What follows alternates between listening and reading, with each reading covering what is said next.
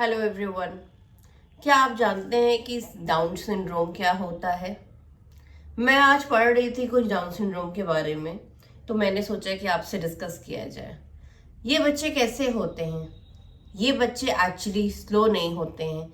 इनका जो फास्ट होने का तरीका होता है वो थोड़ा डिफरेंट होता है। तो हम लोग जानते हैं कि ये डाउन सिंड्रोम होता कैसा है। डाउन सिंड्रोम कोई बीमारी नहीं है, ये एक जेनेटिक कंडीशन है जिसमें 21 नंबर 21 नंबर क्रोमोसोम एक्स्ट्रा होते हैं, जिस वजह से बच्चा थोड़ा सा लेट सीखता है। बहुत देर बाद वो बोलना शुरू करता है और फेशियल या फिजिकल जो उन लोग का जो थोड़ा सा फिजिकली जो बॉडी होती है या फेस का जो रहता है वो डिफरेंट होता है थोड़ा। लेकिन एक बात याद रखिए, ये बच्चे बहुत अच्छे और बहुत समझदार होते हैं, फील करते हैं, ये सब महसूस करते हैं और इन लोग के अंदर लव, अफेक्शन, केयर बहुत ज़्यादा होता है। मतलब अगर आप उनसे बहुत अच्छे से प्यार से बात करेंगे तो ये आपको उतने ही अच्छे से रिस्पॉन्ड करेंगे, ये उतने ही प्यार से आपको जवाब देंगे और आपकी हर तरीके से हेल्प करने की कोशिश करेंगे। तो अब बात करते हैं कि इन बच्चों को कैसे देखा जाए, कैसे डील किया जाए। सबसे पहले पेशेंस। हम लोगों को as a parent, as a society इन लोग के साथ पेशेंस रखने की ज़रूरत है। ये सबसे इन सारे बच्चों से बहुत ही प्यार से, अच्छे से और बहुत हम्बल तरीके से बात करने की ज़रूरत है। सेकंड चीज, सही तरीके से इन लोगों को समझाना चाहिए। मतलब यूजुअली क्या होता है, अगर बच्चा 2 से 3 बार कोई सवाल कर रहा है तो थर्ड टाइम पेरेंट्स जो है वो इरिटेट होने लगते हैं, मुझे तुम काम नहीं करने दे रहे हो। इन बच्चों के साथ है कि आपको प्यार से समझाना है, धीरे सही तरीके से समझाना है और समझना है। दूसरी चीजें, छोटे इंस्ट्रक्शंस देने चाहिए। बहुत लंबे लंबे टास्क देने की जरूरत नहीं है इन प्यारे बच्चों को। इन बच्चों को आप छोटे इंस्ट्रक्शन दीजिए। जैसे मैंने कहा कि बुक खोलो और इस काम को खत्म करके इस बुक को रख देना, इसके बजाय आपको ये बोलना है पहले बुक खोलो। वो बच्चे ने बुक खोला, फिर आपको बोलना है कि इस पेज नंबर को पढ़ो। उस बच्चे ने पढ़ा, अब बेटा इस बुक को बंद कर दो। थर्ड इंस्ट्रक्शन ये हुआ कि बुक को बंद कर दिया। फोर्थ इंस्ट्रक्शन क्या हुआ, इस बुक को आप टेबल पे रख दो।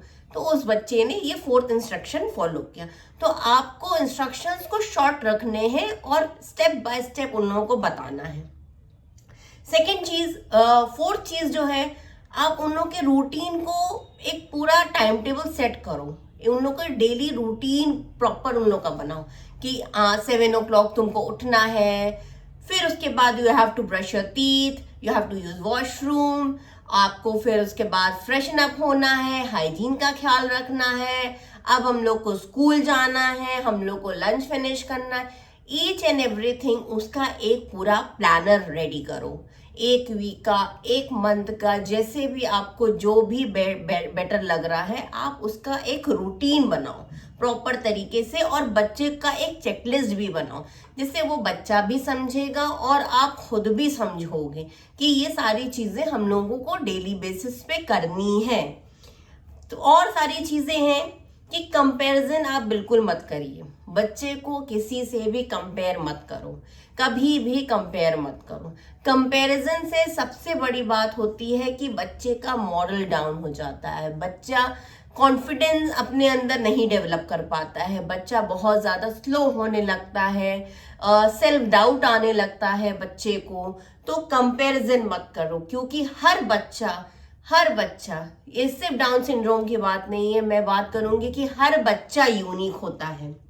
और हाँ, उन बच्चों के लिए, डाउन सिंड्रोम बच्चों के लिए स्पीच थेरेपी, ओटी मतलब ऑक्यूपेशनल थेरेपी और स्पेशल एजुकेशन, ये सारी चीज़ों को उनके रूटीन में एडअप करो, ताकि एक गेम चेंजर का काम करे उनके लाइफ में और डेवलपमेंट आए और इंडिपेंडेंसी आए उन लोगों के अंदर, ताकि वो बच्चे भी और बच्चों की तरह अपने आप को इक्वली उसमें पार्टिसिपेट कर पाएं, इंजॉय कर पाएं।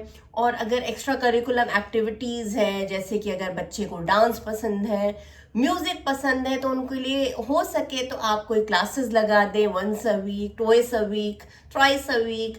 तो उससे बच्चे का क्या होता है, मोटिवेशन आता है, उन सबको वो सब इंजॉय कर पाते हैं लाइफ को, उन लोगों को अच्छा फील होता है, पॉजिटिव फील होता है। तो ये सारी चीजें आप बच्चों के लिए कर सकते हो।